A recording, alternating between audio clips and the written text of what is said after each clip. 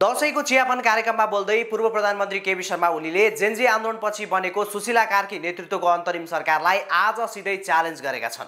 ओलीले भनेका छन्, कता कता सुन्दैछु हाम्रो राहदानी रोका गर्न सरकार लागि परेको छ अरे। के ठानेको हाउ गर्ने सरकारलाई देश जिम्मा लगाएर हामी विदेश भाग्छौं। गुण्डुमा युवा संघले आयोजना गरेको कार्यक्रममा बोल्दै ओलीले सरकारलाई यस्तो चुनौती दिएका हुन्। यति मात्र नभएर देशमा जेनजी आन्दोलन हुनु, 74 जनाको ज्यान जानु र अर्बौं रुपैयाँको भौतिक सम्पत्ति जलेर नष्ट हुनुमा आफ्नो कुनै पनि दोष नरहेको ओलीको जिकिर छ। हुन त यो सरकारसँग ओली जस्ता व्यक्ति डराओस् पनि किनकि यो सरकार बनेको आज ठ्याक्कै 2 हप्ता पूरा भइसक्यो, तर अहिलेसम्म देखिने गरी कुनै पनि ठोस काम भएको छैन।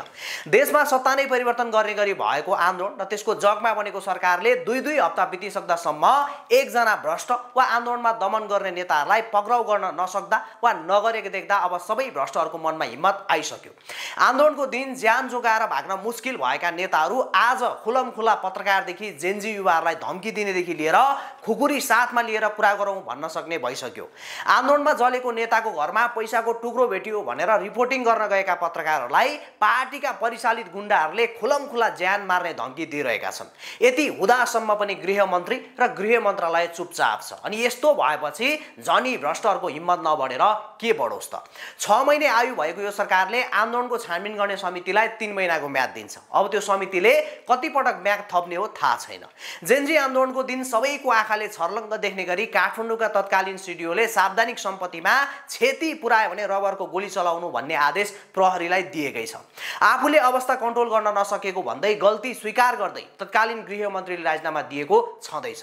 अनि यो सब कुरा हुँदै पनि 2 हप्तासम्म यिनीहरूलाई कारबाही गर्न नसक्नु भनेको हालको गृहमन्त्री साँच्चै जेनजीकै गृहमन्त्री हुन् त भन्ने शंका पक्कै पनि उठाउँछ। यस्तो खाले आन्दोलन धेरैवटा देशमा भएको छ, तर यी सबै देशको घटनालाई नियालेर हेर्ने हो भने आन्दोलनपछि बनेको सरकारले तत्कालीन राज्य सत्तामा रहेकोहरूमाथि मज्जाले छानबिन गर्नेदेखि उनीहरूलाई समातेर जेल हालेको सम्मको उदाहरण ताजै छ।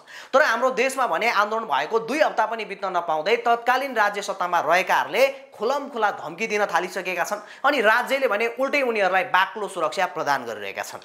यो सबै हुनुको एउटै कारण हो, आन्दोलनको नेतृत्व गर्ने व्यक्ति गतिलो नहुनु अनि आन्दोलनपछि बनेको अन्तरिम सरकारले दह्रो खुट्टा टेक्न नसक्नु। उदाहरण हेर्न धेरै टाढा जानै पर्दैन, नजिकैको छिमेकी राष्ट्र बङ्गलादेशकै घटना हेर्दा हुन्छ। त्यहाँ पनि यस्तै आन्दोलन भयो। आन्दोलनले तत्कालीन शेख हसिनाको शक्तिशाली सरकारलाई ढाल्यो। शेख हसिना देशै छाडेर भाग्न पर्ने बाध्य भयो। अनि देश छाडेर भागेपछि आजको दिनसम्म उनी फर्कने हिम्मत गरेकी छैनन्। हसिना र उनको पार्टीका नेताहरू विरुद्ध राज्यले त्यतिकै तत्काल अन्तरिम सरकारले गजबले अनुसन्धान अगाडि बढायो।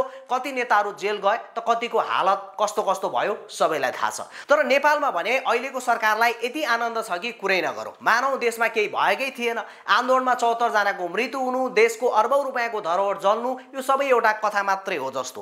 फलाम तातेकै बेला हतौडा हान्ने हो भने जस्तै आन्दोलनको राप्ता ब्राउन्जेल नै फटाफट भ्रष्टाचारीहरूलाई कारबाही गरिहाल्नु पर्ने हो। जब सेलाउँदै जान्छ त्यसपछि कारबाही गर्ने कुरा भनेको मनको लड्डु घिउसँग खानु बराबर जस्तै हो। खै अझै पनि यो सरकारसँग थोरै भए पनि आशा त छ। आशा मरेको छैन, केही न केही गर्ला कि भन्ने सबैको आशा छ र यो आशालाई निराशामा परिणत नगर्नको लागि हामी तत्कालीनका अन्तरिम सरकारलाई खबरदारी पनि गर्न चाहन्छौँ। र सम्पूर्ण युवा तथा नागरिकहरूलाई म भन्न चाहन्छु कि अब 2 हप्ता बित्यो, अर्को 2 हप्ता हेर्नुपर्छ। यो 1 महिनाभित्र पनि यदि गृहमन्त्रीले एउटा पनि गतिलो एक्सन लिन सक्दैन, कुनै पनि भ्रष्टाचारको फाइल खोल्न सक्दैन र भ्रष्टाचारीहरूलाई जेल हाल्न सकेन या उनीहरूमाथि छानबिन अगाडि बढाउन सकेन भने यो गृहमन्त्रीलाई फेरिनु आवश्यक छ अथवा गृहमन्त्रीलाई त्यो पदमा रहन नदिनको लागि युवाहरूले दबाब बढाउन जरुरी छ। किनभने यो देशमा यति ठुलो आन्दोलन भयो, 74 जनाले ज्यान गुमाए। 74 जना भित्र कोही विद्यार्थी थिए, कोही प्रहरी थिए, कोही जेलबाट भाग्ने व्यक्तिहरू थिए। तर जे भयो भने 74 जना नेपालीले ज्यान गुमाए। यदि यो आन्दोलन नहुन्थ्यो भने आज ती 74 जनाहरू जीवितै सबैजनाले अब दशैं मनाइरहेको हुन्थ्यो। ती 74 जनाको परिवारले दशैं मनाउन पाएन।